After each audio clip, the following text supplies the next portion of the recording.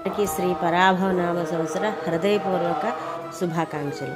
ఈ సంవత్సరం మన జీవితంలో కొత్త ఆరంభాలకు నాంది పలుకుతుంది. పరాభవం అనే పదం మనలోని దుర్గుణాలను ఓడించడాన్ని గుర్తు చేస్తుంది. మనలో ఉన్న అహంకారం, భయం, అలసత్వం, నెగిటివ్ ఆలోచనలు ఇవన్నీ జయించడం సులభం కాదు. అది ఒక ఛాలెంజ్, కానీ అదే మన ఎదుగుదలకు మార్గం కూడా. ఈ పరాభవ నవ సంవత్సరం మనకు నేర్పేది మనలోని చెడు గుణాలను జయిస్తేనే నిజమైన విజయం సాధ్యమవుతుంది అని.